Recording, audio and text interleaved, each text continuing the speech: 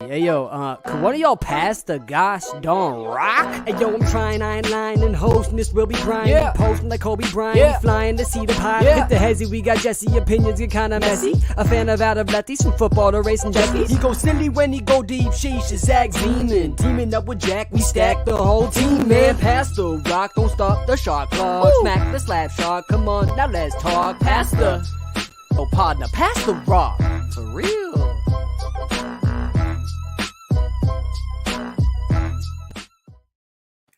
What's up, fellas? Great to see you today on a Monday afternoon. Happy Yom Ha'atzmaut to everybody in the chat. It is officially today, tomorrow. We are celebrating Israel independence here at Lost Tribe. We've got a ton going on. This has been a really fun weekend with our community. We had some great live streams yesterday and on Saturday live from New York City.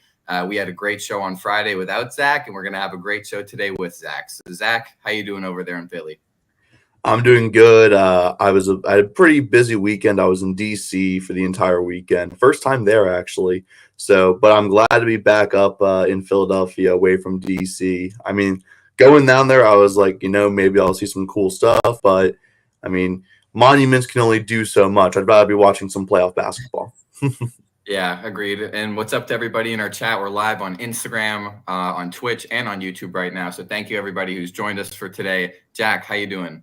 I'm doing great. Excited to be here, celebrate Yom Ha'atzmaut with you guys. Yeah, it's going to be a fun time. It's going to be a lot of fun. See a lot of familiar faces in the chat. We got Nathan, we got Daxton, we got Javon, we got some other people joining here. Forever Playa, what's up? Nice to see you all. So we're here to celebrate Israel independence today and this whole weekend. So, we just want to say our community is very in support of a peaceful, agreement to whatever is. We want to see all hostages returned. We want to see an end to the suffering everywhere in the Middle East by all people of all religions and all regions. So we just want to make sure that there's a place for our community members and for all Jews around to feel safe. And that's what we're building here at Lost Tribe. We want to make sure you're supported. And we're very grateful for all of you here celebrating with us today. So we're celebrating. We're giving away a lot of stuff. We've given away a lot of stuff already. Currently, there's a PS5 giveaway going on Gleam. If you type !Gleam in the Twitch chat, you'll see that. But you can see the link in our bio as well. We're also giving away a $100 gift card today in some form of a sports gift card, whether that's if you want to buy a jersey or some shoes or, tickets to a game. We got $100 for you. So we're going to be doing that giveaway later on in the stream. And we also have a survey going on for a $100 gift card of your choice for one random person who fills out that survey. It's like 3 questions. It takes like 2 seconds. And you can mark !Survey in the chat to see that. So with all that being said, we got a lot of fun stuff planned for today. And our first topic of the day. So this is an interesting one. If you merge the teams in the 4 conference semi matchups, who would have the best team? Denver, Minnesota, OKC, Dallas, New York, Indy, or Boston, Cleveland? So Jack, why don't you give us your take first? Well, my immediate gut reaction was like, oh, it has to be Denver and Minnesota, right? But then the more I think about it, it's like the reason why that's so enticing, it's like you just put Anthony Edwards on Denver and you're like, oh my God, that's insane. Yeah. But if we're trying to think about fit here, obviously Denver is Jokic, and then you're adding Gobert and Towns to Jokic, and Naz Reid is another key piece that would be a part of that Minnesota team. Like, that's a lot of centers. Like that's a lot of big men. And I'm sure Cat would never see the floor. Yeah, Cat would literally never see the floor. Like it would be a talented group, and when you have talent, you have success. But or they just put Karl at the 3, and they put Jokic at like the 1. Put Karl at the 3. Like honestly, Point Jokic is not that bad. I wouldn't be like he would figure it out with that passing. But no, so I tried to go a different direction than that. And I think what I've come up with is Boston, Cleveland. I really think that while Cleveland may not be the best team on their own, you have probably the best team in basketball overall with Boston. And then you add Donovan Mitchell to that group. You add Evan Mobley, who would be honestly a great piece for them, sort of be the complete opposite of what Kristaps Porzingis is for them. Just like give you all the defense, none of the offense, which I actually think they could use some of that. Darius Garland would be a good backup point guard. Have him in there with Derek White, maybe. I don't know. I honestly just think it would be a more well-rounded group, and I like that combo. Yeah, I think that's an interesting one. Definitely a great defensive team would be Boston Cleveland for sure. Zach, where are you leaning on this one? Yeah, I mean, I feel like there's a lot of pros and cons to each one of these mashups here. The one thing with Boston Cleveland that's kind of putting me off of them is that Boston is completely unserious, and I don't think adding Cavaliers players really changes that. So I honestly think when you look at the comparisons, they're not even in my top two of this. Although the only thing I wish is that the Knicks were with pretty much any other team, and I think they'd be my pick because of just how they play, how they're coached. I love how their system is run. But to me, it's between Denver, Minnesota, and Oklahoma City and Dallas, those two mashups. With the Denver, Minnesota mashup, of course, it's like Anthony Edwards on the Nuggets is crazy, but I mean, you're upgrading from Aaron Gordon to probably Rudy Gobert, or you can move Jokic to the 4 and put Rudy Gobert at the 5. That's just disgustingly good on defense. And it's the one thing that people have criticized Jokic for over the years, that, hey, he's not the best defender in the world. Well, now you just put the best defender on the world in that system. On top of that, the Timberwolves have a lot of solid players. Yes, the guard depth is not that strong, but with just the level of play that they'll have and the system that they'd be coached in, I would choose Mike Malone as my coach for that team. I think they'd be unstoppable. But then you look at Oklahoma City and Dallas, and I mean, just, oh my God, that has insane guard depth on the other hand. And plus, you're putting Chet Holmgren with Luka Doncic and still having Shai Gilgeous-Alexander and having Kyrie Irving. That is a dominant. It's basically, which do you prefer? Do you prefer dominant guard play or dominant big play? Yeah, I'm going to go with the big play. I'm going to pick Denver, Minnesota, but both of those mashups in the Western Conference are insane. Yeah, I low-key think that OKC Dallas would be the worst of these four teams, only because I don't think it would mesh well. Because you have Luka, Kyrie, and Shai are all like similar variations of each other that just like really need the ball a lot. And yes, Chet is good, but this team still doesn't have like a true big, like a true center. Like, I mean, I guess you have Cam Gafford, but I just think that you have three guys who are all shooting guards. I mean, maybe in this case, Luka or Shai moves down to the 3 because they're taller. But I actually think low-key, I think New York and Indiana could be a dark horse of this, because the one thing that the Pacers have lacked, the one thing that the Knicks have lacked is depth. And that's exactly what the Pacers have. And obviously all of these teams would be very deep.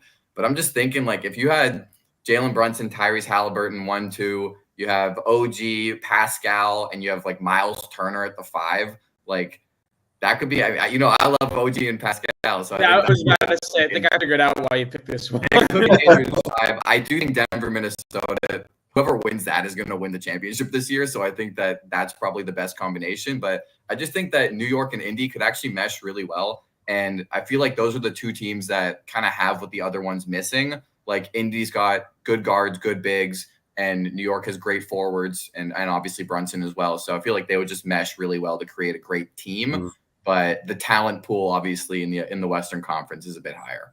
I also want to say, just because of the way that Thibodeau coaches his players, I feel like the Knicks-Pacers combo might have the best bench unit of any team, just because of how well they would play under Thibodeau's system. I mean, of course, Josh Hart is still there, but then you have guys like TJ McConnell on the bench.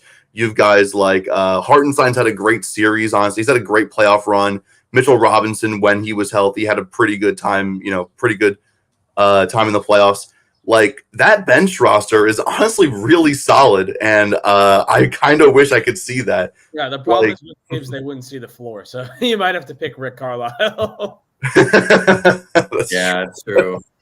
Thibs he has a very aggressive coaching style. It gets the job done, especially defensively, but it is extremely offensive to just how players are usually managed in today's NBA. It's pretty funny.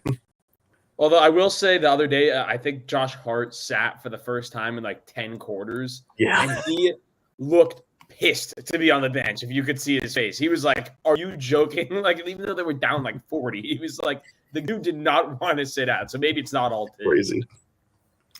Yeah, maybe not. All right, so let us know who you guys think in the comments of these 4 teams. If I had to rank them like 1 to 4, I don't know, that would be really tough, but maybe probably Denver, Minnesota, and the other. They're so even. There's so many good players in this.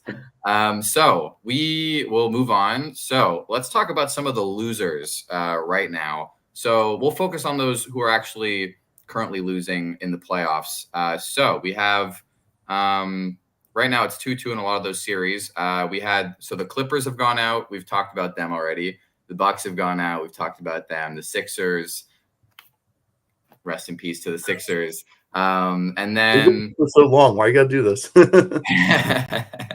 Sorry. So I'm trying to think of who we should focus How on. about how about a team that's honestly been, I mean, they played a really close series round 1. They really impressed me, and I think they still have a really bright future ahead of them. How about the Orlando Magic? What do we think they need to do in the upcoming offseason? All right, so Jack, why don't you tell us, what is the Orlando Magic's biggest need this offseason? Yeah, that is definitely interesting because I feel like the idea that they might have is just take the Thunder route, just let the young guys develop, run it back. This really was like their breakout year. They were like, oh wow, this team has like legit good young players in Paolo, in Franz Wagner, in Jalen Suggs having a much better season. I mean, they have legit young pieces, and I think I don't know if I would make the big move to try to go out and make a splash for another star right now. I wouldn't be surprised if they throw some money at someone in free agency, maybe a veteran to try to stabilize this team. Like, do they throw a bag at Klay Thompson? Like, I feel like that's something that's on the table, and I don't think that would be the worst fit in the world. But I don't know. I feel like if I were them, I would, for the most part, just try to keep this core together, let them grow together, and take the Thunder out, because I think they do have something really nice brewing here. And I would not want to mess things up too early in the process. I low-key think that they should go after a guy like Paul George or DeMar DeRozan, or one of those guys who's coming up on free agency, of like a real another killer 20 points per game kind of guy. I still think you want Paolo to be like the alpha and grow into that, but maybe a former all-star kind of past their prime over the arc of their career, now looking maybe to be a supplemental supporting cast role on another team. And I think the Magic are a great wagon to hop on right now. They've got a lot of really good young talent. They play top 5 level defense in the NBA. I mean, I think they were like 4th or 5th in the NBA on defensive rating this year. So a guy like Paul George would fit in perfectly. Another great defensive wing, shoot the lights out. He had a great year from the 3 this year. So I think that Orlando should throw a bag at him and see what happens, unless the Clippers are really set on keeping him. Same with a guy like DeMar. We'll see if the Bulls extend him or not. But, you know, it would be so dumb for the Bulls to do that. But that's exactly why the Bulls would do that. So I really think the Magic should take a run at somebody. But also they do have some time. It's just that, or get a better center. Wendell Carter Jr. is not going to be the center of the future for this team. Jonathan Isaac would, if he could, you know, play a full season healthily. But that's really never happened in his career. So we'll see. I think Paul George would be great. I think if they could go after a pretty good big man as well, that would be a good move for them. Yeah, I'm with you, Jesse. I think they should definitely consider going after one of the top name free agents. I think there is a real chance that DeMar DeRozan isn't extended. And while that does sound dumb on paper, the Bulls have desperately needed a rebuild for the past couple of years. They've made no upwards momentum. They have nowhere that they're really going with the core they have now. I think it's time for them to consider blowing it up, maybe trade away LaVine, don't extend DeMar, let him walk. And I think the Magic make a lot of sense in signing DeMar DeRozan. They really need a veteran leader in this team. The oldest player on this team right now, I believe, is Joe Ingles. And Joe Ingles is not going to be a leader of an up-and-coming playoff contender. And honestly, looking at the roster, yes, you have Paolo. Yes, Franz Wagner had a great season. But outside of that, no other player on this team averaged more than 12 and a half points a game. This team is still developing, and I think they need a veteran in there to really help that development, along with building this core into what their full potential could be. I'm not sure what their ceiling is, but signing a veteran will help them get closer to it. Yeah, we'll see. I think so. They're the Magic currently. They're free agents this year. They got quite a few: Markel Fultz, Gary Harris. I think Mo Wagner, Joe Ingles. A lot of them are, it depends what their contract situation, but they've got quite a few guys. I think it's time to move on from Gary Harris.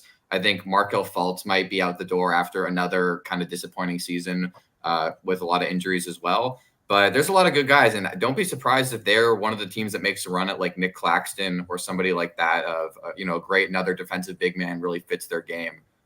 I actually love that idea. That would be pretty nerdy. I like if they could get Nick Claxton, put him at the 5, because he's still young too. Like he fits their timeline. What is he, 25? I mean, like I want to say he's 25, 26. Nick Claxton in a Magic uniform would be a really good idea.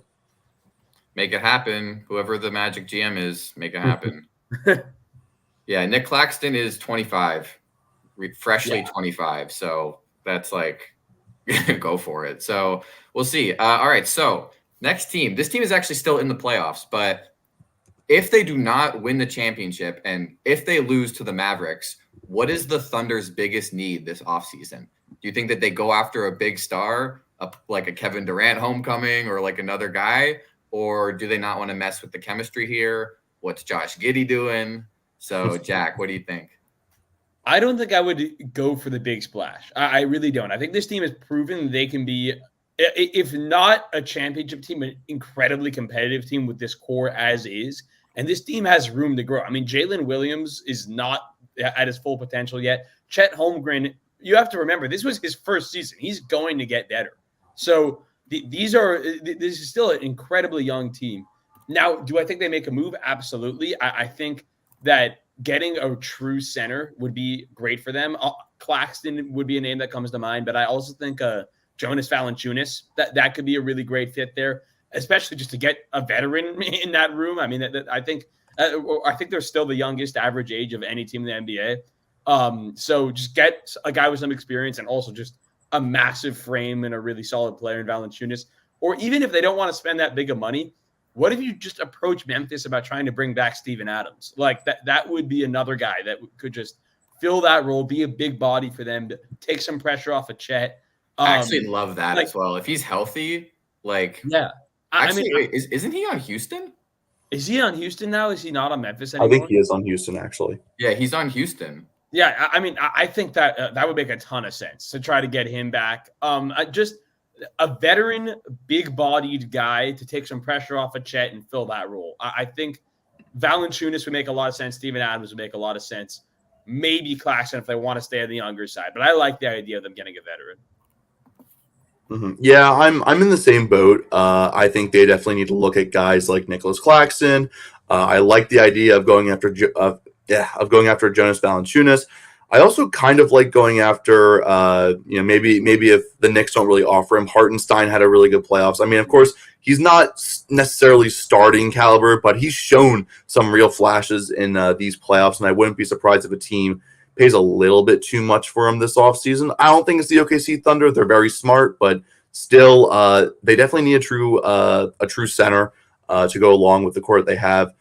Honestly, you just let the young guys develop. I mean, you just keep the band together, try to keep everyone happy on this ship. You have a fairly decent draft. I think they have the 14th pick. Like, that's not super late.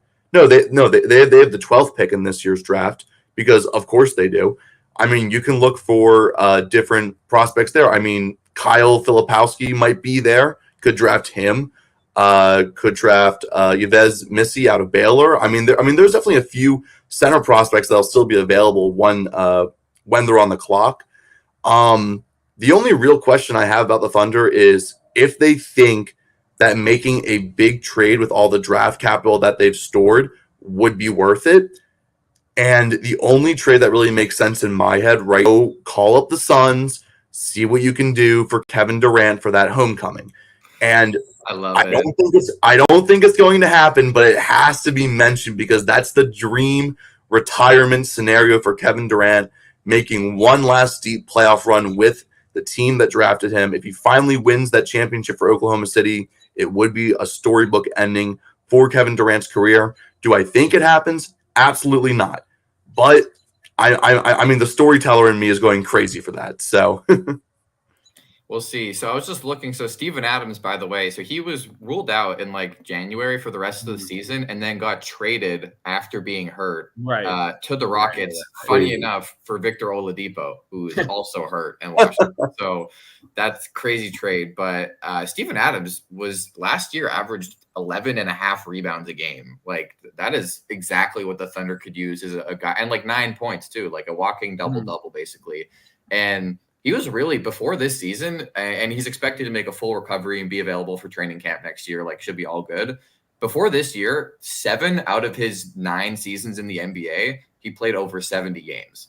So he's like a rock solid, consistent big. And 6 of those seasons, he was above like 9 or 10 rebounds a game. Like, rock solid guy. So I actually love that. And I would call up Houston and see if they'd be willing to move him. But considering they traded for him while he was injured, maybe that's a little sneaky something that they have in their back pocket for next year to play behind Şengün. So, all right, let's go on from the OKC Thunder. Zach, I love the Kevin Durant reunion. I think it would be so funny. I don't know what the fan reception would be to it, but you know, we have a lot of burned jerseys to go fetch. So let's move on. Speaking of Kevin Durant. Well, not really. So let's move on to another team that had a superstar leave them in the dust, the Miami Heat. So what's next for the Miami Heat? Where do we go from here, Zach? It's tough to say because I feel like, the answer was a lot more clear before Pat Riley's comments towards Jimmy Butler, because now it feels like we're trending towards Miami kind of finding a way to like blow this up or try to it's vibes are weird in Miami at the moment because of those comments from Pat Riley.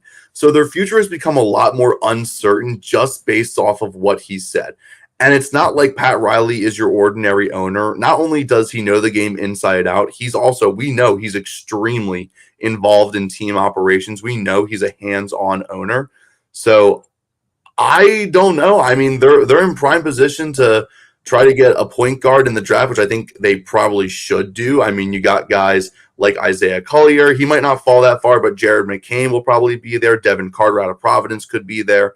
I mean, I feel like get a point guard in the draft, try to find another elite scorer to pair alongside the core you have now, and try to keep the band together, because right now it looks like it's starting to slip apart.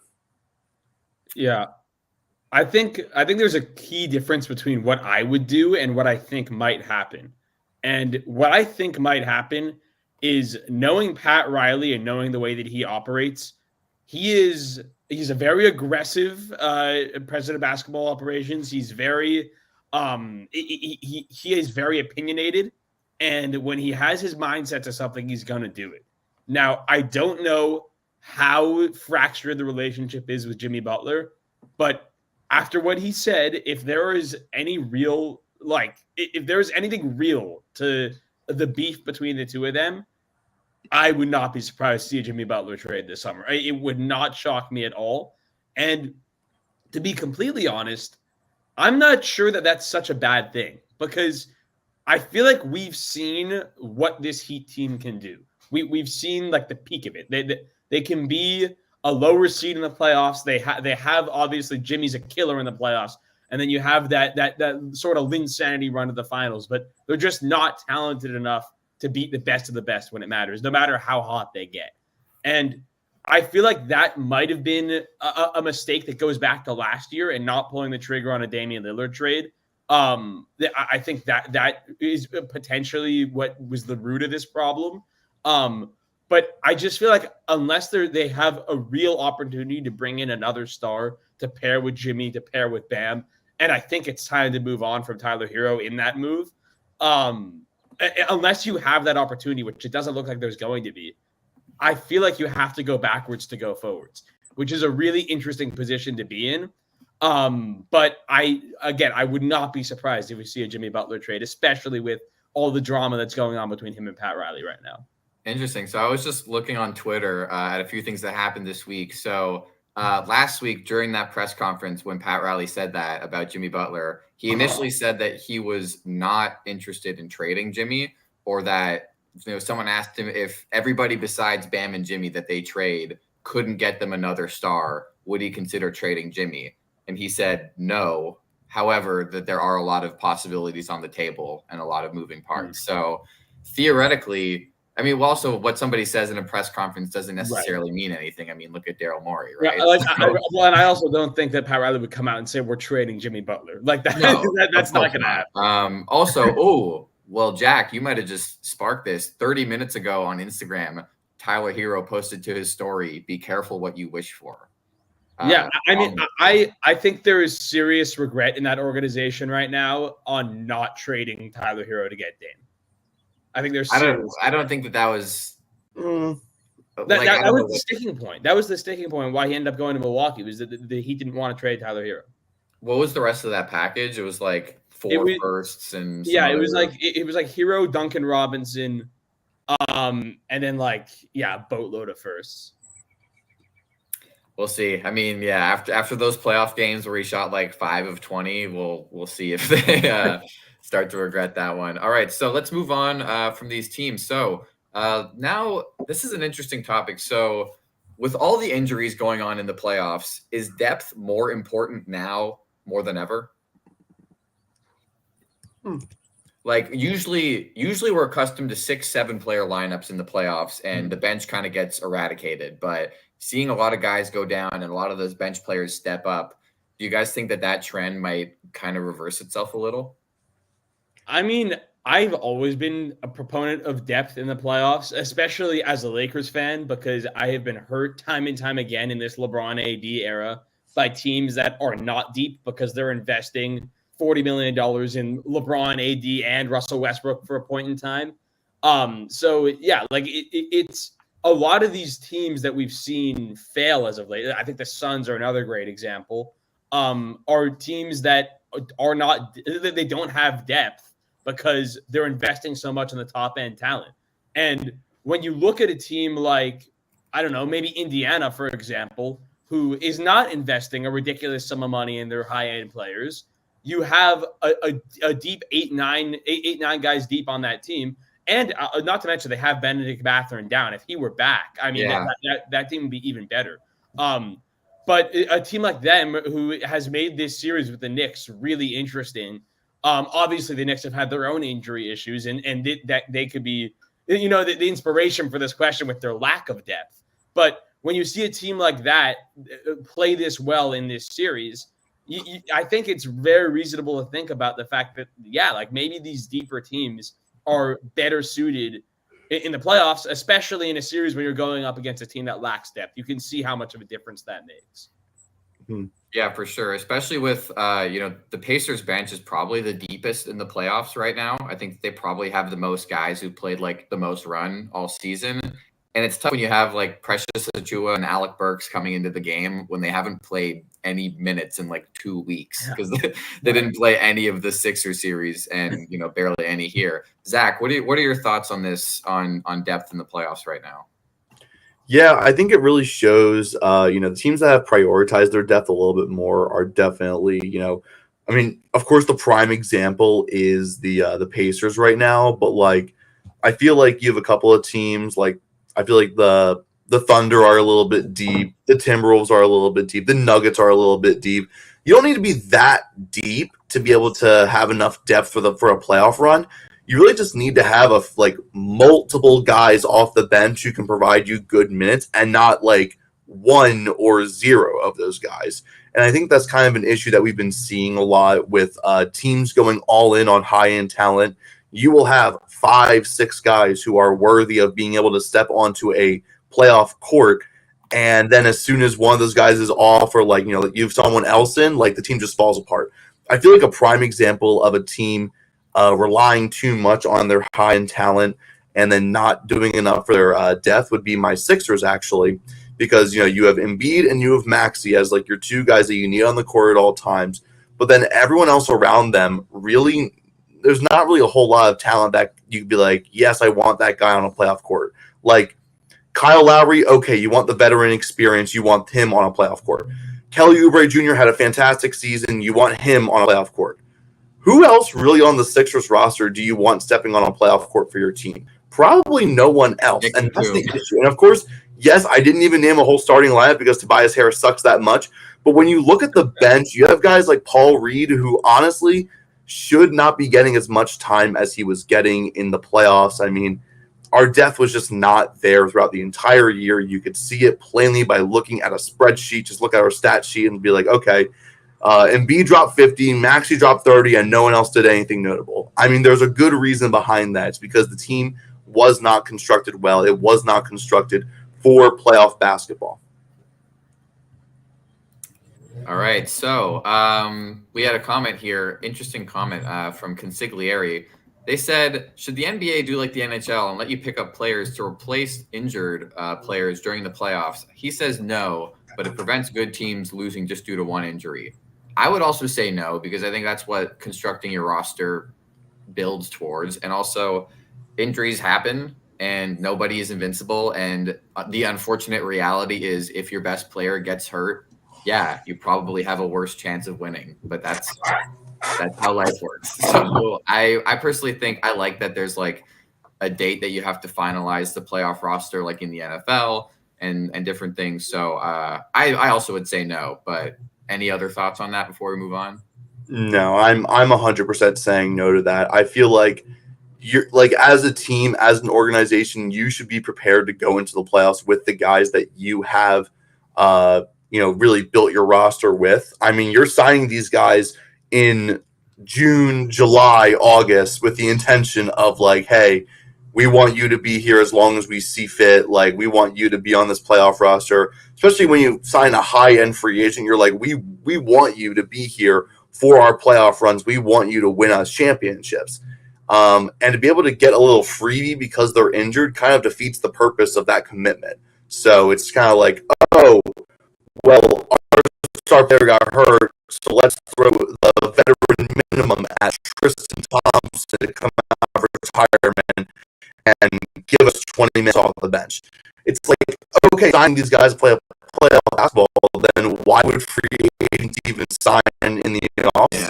Having just be picked up as an injury replacement with the best team in the league. Like, say Jamal Murray went down and Rajon Rondo got a phone call. It's like, yeah, Rajon Rondo's going to pick up the call. And he's going to play 20 minutes for Nuggets. Like, the broadcast booth and suits up.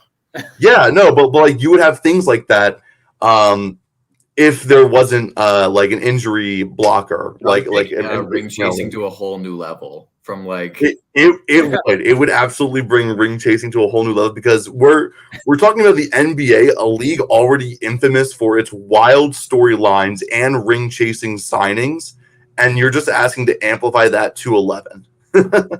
Will be crazier is if a team that loses in the first round can then, like, a guy who's a free agent can like sign with the playoff team. Oh, that'd be the worst. I actually hate that even more.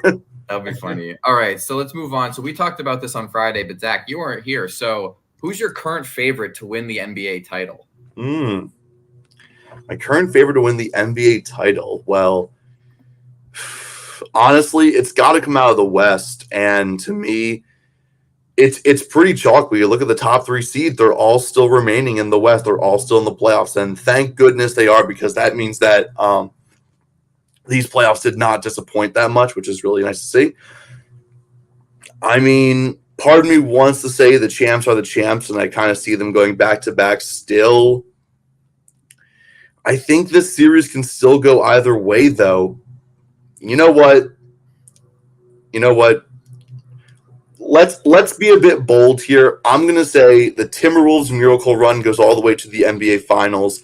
Let's go with the Minnesota Timberwolves upsetting the champions here, and then getting through the West, and then probably having a very easy time in the actual finals, because I think any of these West teams would demolish any of these East teams besides the Celtics, who would make it competitive.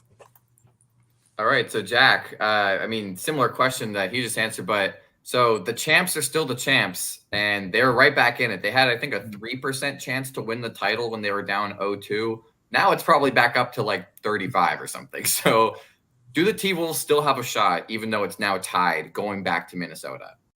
Yeah, I mean, when you asked me this question on Friday, I picked the Timberwolves. So it's kind of crazy to see how my mindset has shifted over the course of the weekend. But in hindsight, that was disrespectful. The champs are the champs. I think, like, honestly, my favorite to win the championship today is whoever wins that series. I think they will beat whoever wins OKC Dallas. I think they will beat whoever comes out of the East. These are the two best teams in the NBA. This is my finals. So it feels like the finals. Yeah. So like we can put it that way, or I could just say who am I picking to win this series? I mean, I do the Timberwolves still a shot? Sure, of course they do. Really talented. Anthony Edwards is a dog. He's a closer. It's what you need on a playoff team. The champs are the champs. And I would be lying if I said that at this point, after watching the last two games, I didn't think that they were going to find a way to win this series. I mean, they looked dead after the first two. They did not look like the Nuggets. But the last two games, they looked like the team that played the Lakers. They looked like the team that won the championship last year and ran through everybody in the way to get there. So do the Timberwolves have a chance? Yes. Are they the favorites still? I don't think so. I would give the Nuggets, I would say probably 70-30 in favor of the Nuggets. Currently, Boston's currently the favorite to win the title at like minus 150 on like FanDuel. Denver's the next at plus 300, I think. And then it drops off past that. So anybody who bet on the Denver Nuggets future when they were down 0-2, credit to you because that's coming back. We have a giveaway going on right now live in Discord. Thank you, Offie. You are good. $10 gift card if you head over to our Discord and the giveaways channel right at the top of the server. You can't miss it. So go enter. We got a $10 little thing going on right now. So yeah, head over there. Make sure you guys hit the enter button. I don't know why he ran it on Dino, but cool. That's not a regular giveaway, but I don't think it matters. So go on Discord. All right. So last thing about the Wolves before we move on. Did Shaq telling Jokic that he didn't deserve that MVP light the fire under Jokic to immediately show why he's the MVP? And do you think Shaq did it on purpose to set Nikola Jokic like? I mean, obviously, I don't think Jokic actually really cares what Shaq thinks, but do you guys think that Shaq did that on purpose to try and get Jokic riled up and start playing better? I think Shaq did it because that's what Shaq does. Shaq loves getting under guys' skins, like getting face-to-face in an interview with them, like telling them what they don't want to hear. And honestly, it works a lot of the time. This is not the first time we've seen Shaq try to get under someone's skin, and then they're like, "Oh yeah, you want to see me play? I'll play for you." So it's just funny that this has happened with Jokic of all people, because Jokic of all superstars is the guy that you wouldn't think would be affected by something like that. You know, like he would just play his game and he would shrug it off, and he's played better. So I don't know if you can attribute it all to Shaq. Maybe you could just say like, oh, well, Jokic just wasn't himself the first two games, and now he's looking a lot better. He's looking more like the MVP that he has been all season long. But I mean, yeah, I don't know. Maybe Shaq's strategy has some substance to it. I mean, he's done it before, and it's worked, and it's working again. Yeah, I loved seeing the killer Jokic like really, really kind of take over. And, you know, I think game 2, what was it? He took like 12 shots or something in that game, and you know, we had Jokic really turn up the last 2 games. Zach, anything more? No, please. Shaq has broken lesser men with his comments, honestly. but like there's like this league is so comical with the season that we've had already. There's just been moment after moment of just like what is going on in the NBA today.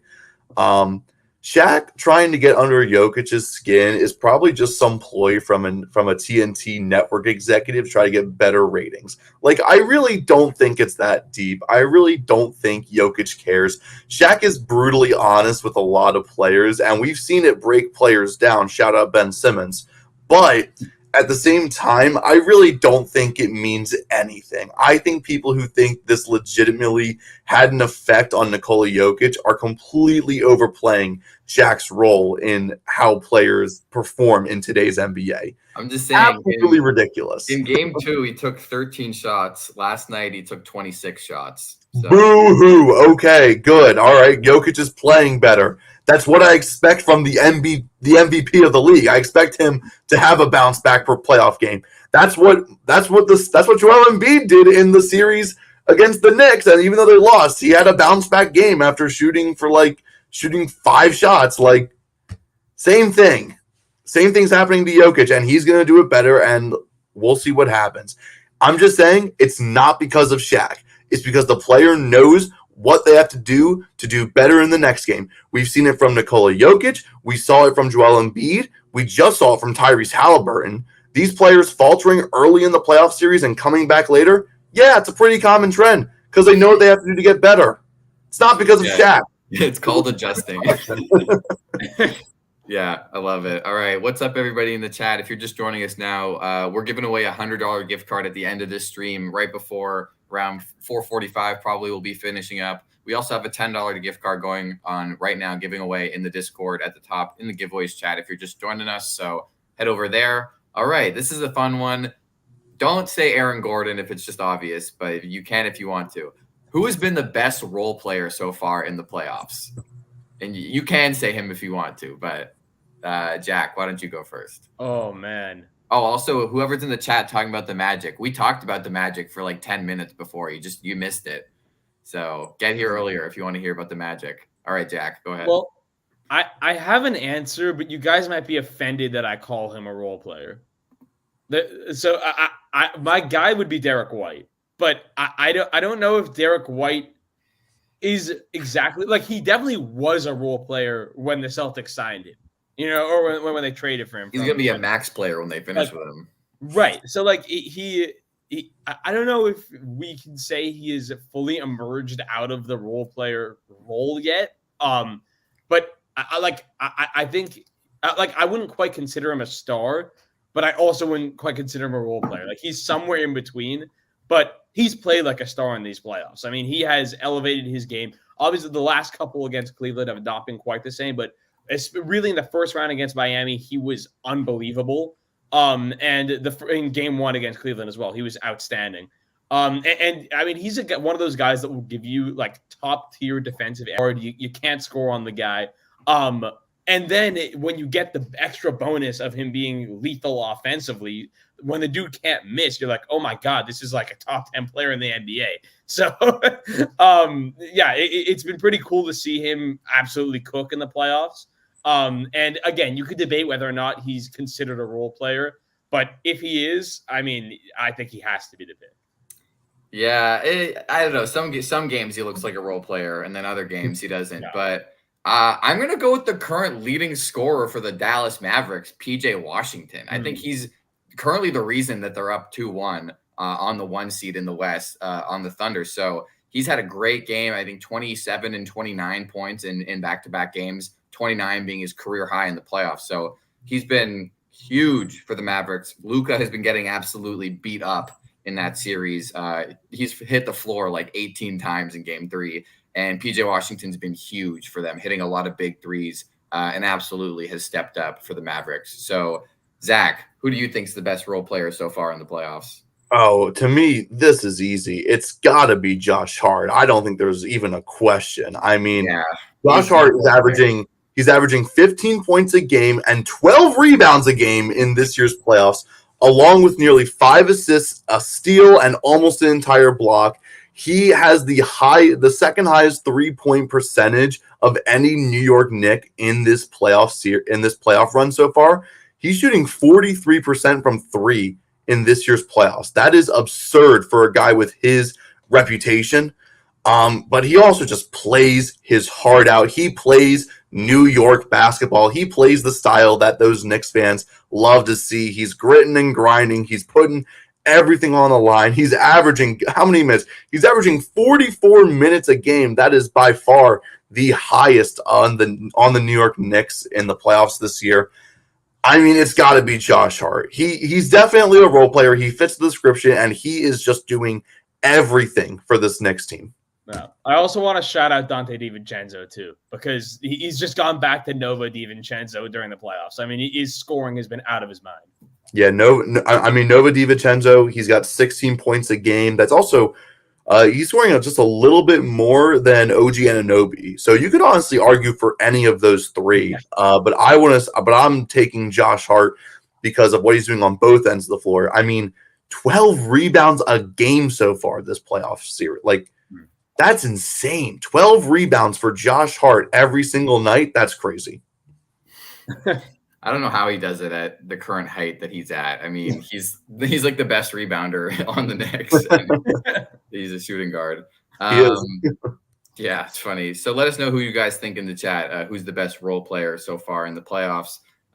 Just a reminder for everybody, we are celebrating Yom Ha'atzmaut today. So that is tonight and tomorrow. So let us know how you guys are also celebrating Israel's independence throughout this holiday. We've been having a lot of fun all weekend long with Lost Tribes. So we had a great time in New York this past weekend. And unfortunately, it was not a great time in New York for the Knicks. So that's what they've got to work on for the next week. But the Rangers as well. So moving on. Oof, this is going to be a fun one. Let's talk about the Boston Celtics. So the Boston Celtics. Why are the Boston Celtics the favorite to win the NBA championship when they are the most unserious team in basketball? I don't know why FanDuel has this team listed as the top dog or anything, because this team is a joke. All right. This team is an absolute joke. They're losing game 2 to the Cavs. Obviously they won game 3. Game 4 is tonight. They lose game 2 to the Heat. They do all of these things. And yes, they beat the Heat in 5, and they'll probably beat the Cavs in 5 and move on. But this is just a team that just stinks of it's not going to work. Kind of a similar stench to that of the Phoenix Suns. It just seems like these guys are just a lot of really talented players with not the best coaching. I think Joe Mazzulla was on the hot seat last year and kind of got out of it. And then I think he should be on the hot seat once again. This team is so good, and I just can't imagine how in some games their offense just absolutely vanishes. There is no way that this team will beat the Denver Nuggets. There is no way that this team will beat the Minnesota Timberwolves. So whichever one of them comes out of that series, Boston's not beating them. I don't think Oklahoma or Dallas has a chance against Denver or Minnesota. So they're facing one of those two teams in the finals, and they're just not going to – it's just not going to happen. And until we see this team stop playing games and stop losing games, like I don't care that they lost one game in this series. To lose by 20 points at home in game 2 is unacceptable for a championship team. No championship team would do that. And I know the Nuggets lost at home by a lot in game 2, but they at least have a championship to talk about. So I'm here to tell you all Boston Celtics have a 0% chance of winning the NBA championship. Clip it. Come back to this in June after the month and a half long finals are over, and we'll go from there. Do either of you have any rebuttal to the Celtics being the biggest joke in all of basketball? No, because I've known this for about half a decade. I mean, honestly, I'll defend them a little bit. I think you're going a little far. I don't like the way that they just seem to like approach a random game in every series. Like, oh, it doesn't matter. We'll end up winning the series anyway. And they just sort of take the night off offensively. That laziness will not fly in the NBA finals. But I would at least hope that they know that, like that you can't be lackadaisical with a team that has a real shot at beating you, because on paper, these teams are just as good. So I don't know. I think the Celtics have the talent to win a championship. I agree with you. I don't think Joe Mazzulla is a great coach.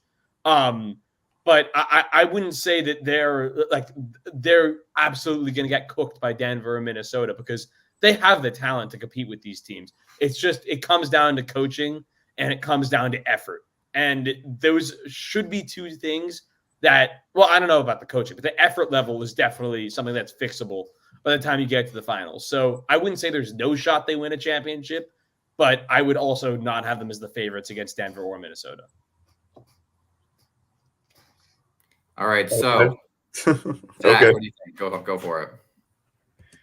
Like just what I think about this Celtics team and just why they're just fraudulent. Well, we don't need to. I mean, you probably beat this dead horse a few times. Yeah, I have beat this dead horse. Honestly, I just can't see them taking themselves too seriously. They always fall apart at some point in the playoffs. Even if they make it to the finals, they're not going to beat any team in the West anyways. Like you said, I don't really have a lot to add. You pretty much said everything that I would have wanted to say anyways. So yeah, I don't really got a lot. The one time I'm just going to keep my mouth shut for the most part.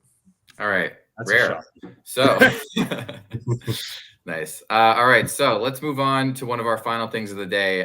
Zach, take us away with a little NBA trivia. Yes. All right. Can you guys name me the top 10 NBA players with the most playoff games played in their careers? So I've got the top 10 list pulled up. There is no ties in this list. In this list, like I have in a lot of my lists, there's no ties. We just have straight top 10. All right. All right, Jack, you go first.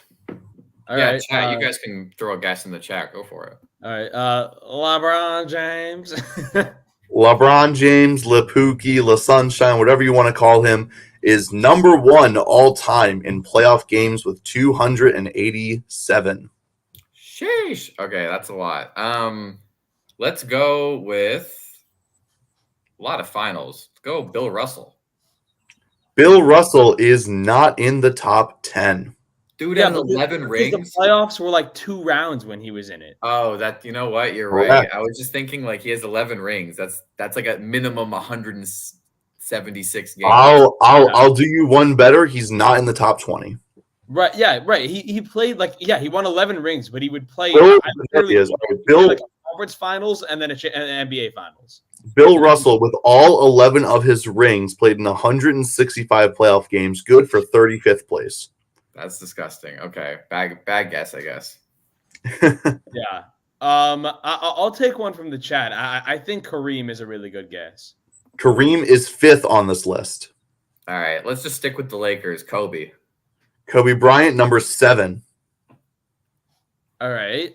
Yeah, sticking with the Lakers is always going to be a good move. How about Michael Jordan though? Michael Jordan is not in the top 10. He's Really? number 19. Wow. Let's go Shaq.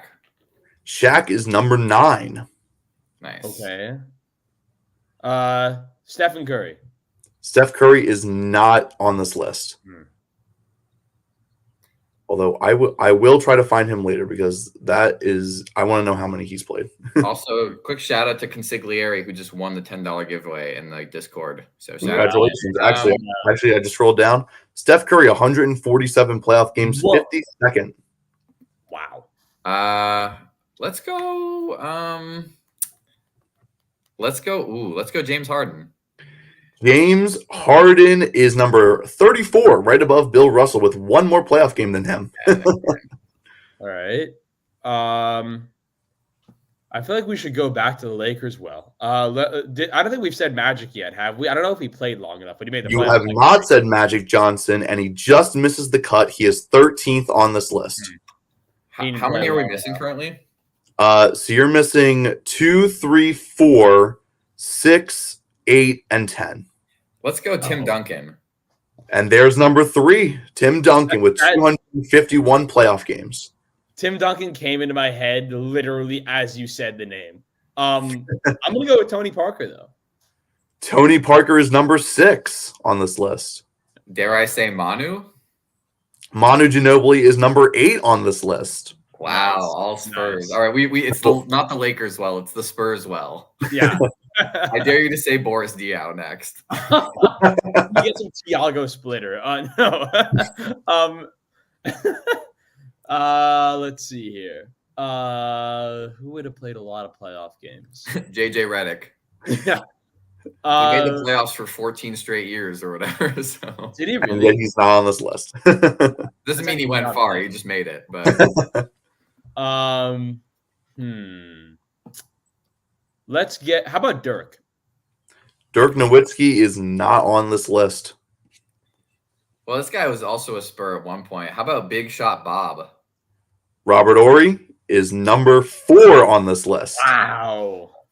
He's number 4, only trailing LeBron, the number 2 player, and Tim Duncan.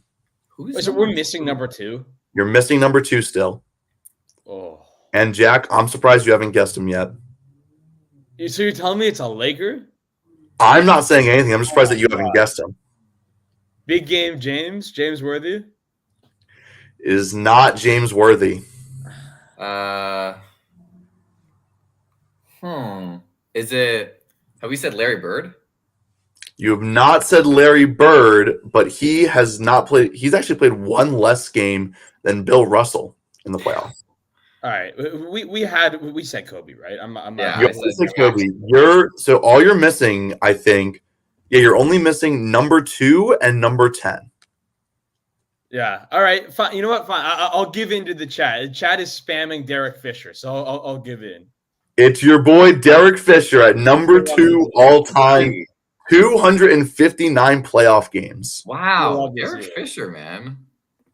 So you're only missing number 10. This player played 208 playoff games. Kevin Durant?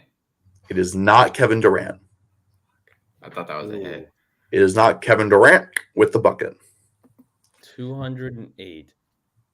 Okay, now Powell wasn't around long enough. I feel like I might have to go away from the Lakers. Can we get a conference? Known for the Eastern Conference. Okay. Oh, I feel like no, they haven't won enough. Bulls. Huh. There's no way it's like Paul George, is it? It is not Paul George. No. Could it be like? No, that's not. No, that's a bad guess. That's a bad guess. How about like Moses Malone? It is not Moses Malone. Is it did we say D Wade? You have not said D Wade, but it is not Dwayne Wade.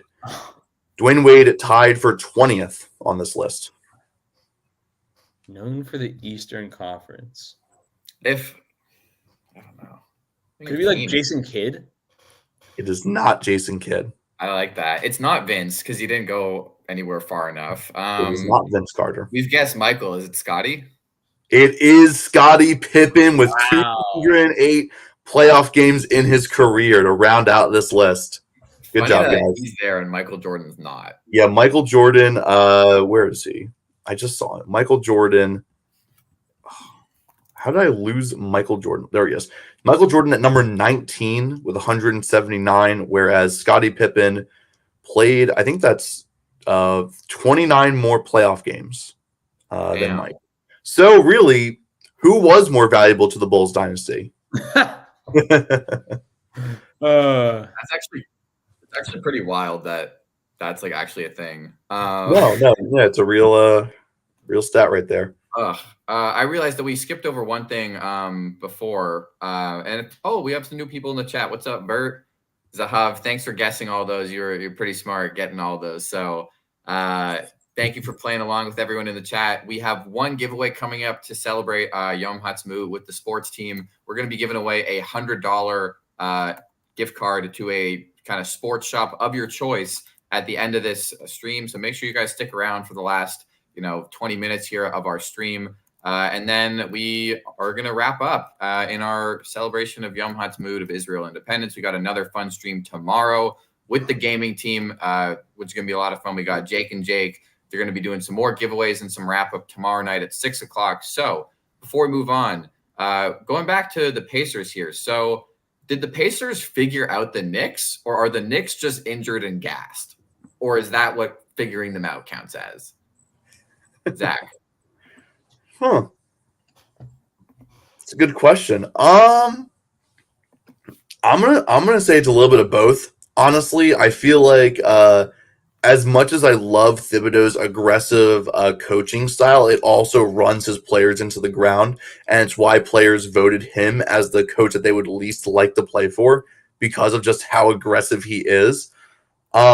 I think it's a little bit of both, because the Knicks were going to have to slow down eventually. I mean, they played, it wasn't the hardest, but like a decently tough series against my Sixers, and now the Pacers, who are another, old rival team as well, scrappy, both these teams, like the way that they play.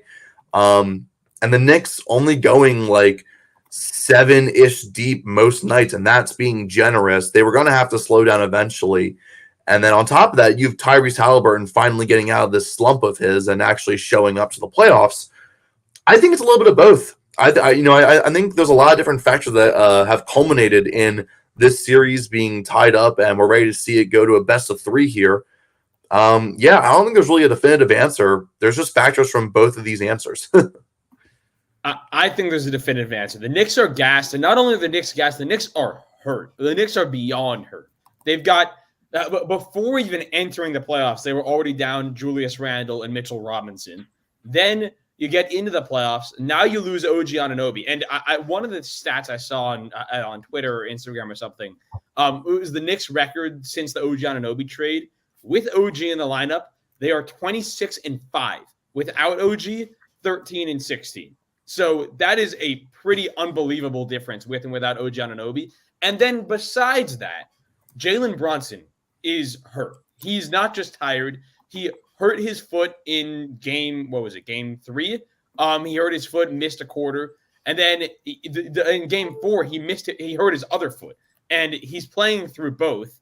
But like, I think not only is he tired from playing 48 minutes a night, he's hurt.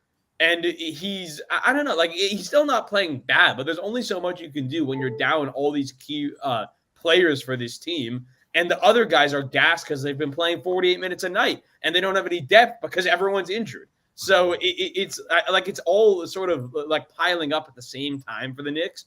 And I'm not trying to discredit the Pacers. I think they have played really well in these last 2 games. And honestly, throughout the whole series, the first couple were very competitive also. No shame or no discredit to the Pacers, but I think the Knicks disaster has just been piling up and it's reaching a breaking point right now. Whose phone charge is going crazy right I now? don't know. I think it's mine. Yeah, sorry. Oh boy, Jack. Boy. All right. So, well, I don't know what it is. I think that part of it is, like I said when we talked about this before the series started, the longer this series goes, the worse it is for the Knicks because they run very short and the Pacers have more time to keep this alive and keep winning games. And now, kind of like the Denver series, like they've won the last 2 games and are now gaining the momentum in this series. They won by 30 last night, and the Knicks are not getting any healthier the longer this goes. So even if they survive Indiana, there's 0 chance now that the Knicks are going to survive Boston, unless Boston also gets kind of severely injured. So really, really sucks for them. Breaking news from Jack here in the chat. The Lions are giving Jared Goff 4 years, $212 million. W move, in my opinion, because he is a top 8 quarterback in the league, somewhere around that mark. Oh man, And yeah, it's true. It's true. I don't know. I think he's made himself into a guy that you couldn't afford to lose, but I think that is a ton of money for. He's Jared. a guy who, unless you have a generational guy, you're not going to have a quarterback who's better than him. Like, unless you have one of the top 5 guys in the league, the chances that you sign someone better and more consistent, I feel like is pretty low. So yeah, so the contract details from Schefter here: 4 years, $212 million, and $170 million guaranteed in that deal. So very big extension for Jared Goff. The highest paid Lion in franchise history. And also now between Jared Goff, Amon-Ra St. Brown, and Penei Sewell, they have given $444 million in extensions to 3 players this offseason. Wow. So pretty wild. Definitely goes to show the Lions are committed to winning, and it shows that all those Jared Goff chants that we heard at the draft were not for nothing. We'll see. I like that they're signing. I think that extending him after extending St. Brown makes sense. Keep them together, and we'll see.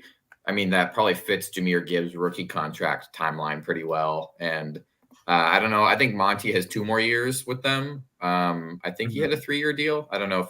I think it was 3 years, 18 million, right, something like that. So I think he has 2 left. Hello, Pupper. All right, let's move on to our last segment of the day before we hit our giveaway and get out of here. So this one is from a TikTok that I saw last night. So can you name the longest tenured players in the NBA? So we have 10 guys, although there's a tie for the 10th spot between 4 people who have been on their teams the longest. So same player who has been on the same team doesn't necessarily mean they were drafted there, but so longest amount of time with one team. I think everybody actually on this list was drafted by the team that they're on. But yeah, it's the longest tenured on. Except for one guy. But yeah, longest tenured on one team. Is it currently tenured on that team? Yes, okay. Currently. My first guess immediately goes to Devin Booker. Devin Booker is number 6, tied since 2015. Okay, yeah, that's a good one. Honestly, Giannis. Giannis is number 2 since Yeah. 2013. There's only one player who's been on the same team longer. Wow. I'm interested to see what the criteria is in terms of if like they played or if they were just like with that organization. So I'm gonna guess Joel Embiid. Joel Embiid is number 3 since 2014. There we go. So it does include seasons sat out with injury. That's what I was kind of curious about. He's been on the team since 14, tied with one other guy since 2014. Yeah. All right. And number 1 has got to be Curry. Number 1's got to be Curry since 09. And for the guest in the chat that said Lillard, that does not count because he's not still currently with the team. So this is like has been on the team currently for the longest, not just like anyone. So you've got the top 3 out of the way. You got another guy from 2014. This might be a stretch, but I'm gonna guess Jason Tatum. Nope. He got there in I think he's tied with some of the other guys in 2017. But yeah, I was thinking 2016. Yeah, so Jason Tatum's tied for number 10th in 2017 with like 4 other guys. All right. All right. So if Curry was 2009, Klay Thompson I think was 2011. So he should be on this. For some reason, he's not on the list that I'm looking at, which is weird because he should be. I think he was 2011. Yeah, no, he was 2011. I have no idea why he's not on the list that I saw. Interesting. Okay, well, in that case, Klay Thompson would be number 2. I don't know why he's not on this list. That's so weird. All right, yeah, well, that's funny. So Klay Thompson is number 2, and Giannis is number 3. So, and Embiid's number 4. I guess everybody moves up a spot. Okay, that's so weird that he's not on this list. Okay, now trying to think of since the lowest on this list will be like 2016. I'm trying to think of draft on that around that time, and I'm thinking of Karl Anthony Towns. Karl Anthony Towns was drafted by the Wolves in 2015, so he is on the list. This whole thing is cooked though because I just realized that Draymond's not on here either. Yeah, I was about to guess Draymond. Yeah. All right, this list is cooked. Get a better list next time. Yeah, I guess that's what I get for getting something on. Oh, you know why? I see why. It was only including one player per team, so it was like the longest tenured player on the team. So that's why. All right. Well, you know what? Well, we're not going to include this, but if you guys want to finish out the list that was on here, I mean, we have play the foghorn. Play the foghorn. Yeah, that's why it's met. This whole thing's cooked. Anyway, the rest of the list we had Nikola Jokic 2015. Jaylen Brown, 2016. John Isaac, 2017. Wow. De'Aaron Fox, Bam, Zach LaVine, all since 2017. I think Zach LaVine's the only one that wasn't drafted by the team because he was drafted by the Wolves. And then Dwight Powell since 2014 is number 3, tied for number 3. So that is wild. He's been there forever. That is wild, though. Yeah. Well, we're not going to use that because that was a cooked list, but that takes us to the end of our show for today. So we have a giveaway to do.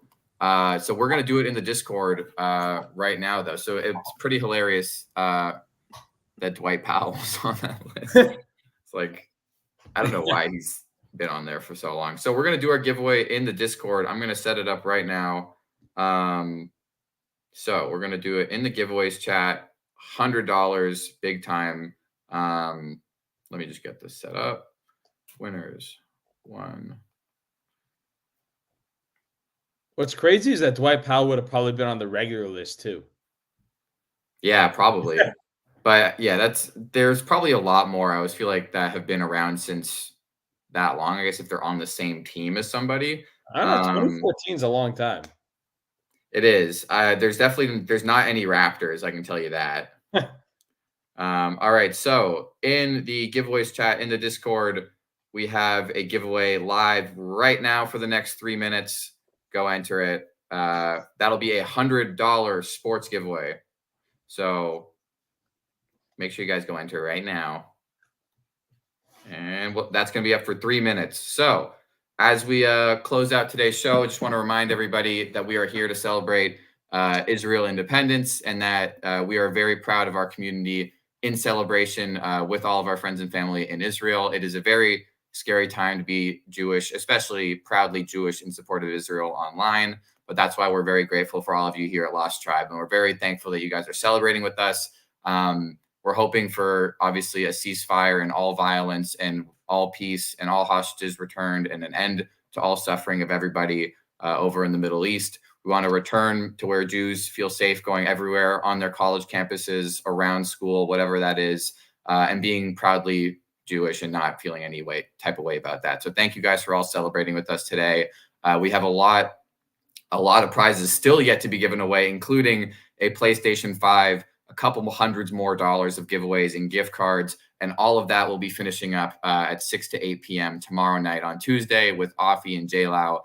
Going to be a lot of fun live on Instagram and Twitch, on the Lost Tribe Twitch, on the Lost Tribe Instagram, all of that. So that's going to be a lot of fun. A reminder that we also have a survey going right now that you guys can fill out for another chance to win a gift card. So lots going on, as well as you can enter the PS5 thing on the Gleam. So we have 1 minute left on this giveaway, and we'll see who wins. So drop in the comments if you guys think you're going to win. Oh, someone said, is Trae Young up there? I hate him. That's funny. While we wait for this, why don't we debate? Where do we think Trae Young's going to end up? Honestly, like I don't want it to happen, but I could totally see the Lakers trading for him. I could it scares me, but it feels so realistic. Okay. There are exactly two answers. It's either the Spurs or he's staying in Atlanta. I don't think there's anywhere else that he's going to end up next season. Yeah, I don't know. Like, guard is a position that really not a lot of teams want to sell the house for, I feel like, because there's just so many good guard prospects. I don't know. I would agree. I think that he probably is. San Antonio is a good spot, or it'd be funny if they sent DeJounte Murray back to San Antonio. Like, he goes to play with Pop again. Although that might be pretty cool for him, considering he loves Pop. So that's cool. Zahav in the chat says, if you guys could go to any team, who would you want to play on? Jack would do the Lakers, so he could play with Lapuki in LA for sure. or just for my favorite team, that would also work. All right, honestly, and no way. Honestly, I'm probably better than Tobias Harris. I could put a few minutes up. Wow, this guy won again. No way. Different guy won. This guy won a prize yesterday, and he just won again. Shout out to Yishai in the chat for winning. Congratulations. You can fill out the form or message me, and I'll handle that. So that'll take us to the end of our celebration today. Thank you guys for joining us. It's been a lot of fun. Again, we're back here tomorrow at 6 o'clock Eastern. So make sure you guys check out the stream. It'll be a ton of fun. That's going to be with Afi and Jalal. There's going to be a PS5, more giveaways to come. And I'm actually going to be out for a little bit. So will Jack at a certain point. So you're not going to see some of us for a while, but you'll see Brian and Jack carrying on for Pass the Rock, holding, who's going to carry the boats, right? So that's Zach and that's Brian's case. I'm sorry that you just got here when we're ending. Bye, guys. Very nice to see you. Thank you guys for hanging out with us. That's all we got for today. So with that, Brian's not here, so I got to run the close. See you guys.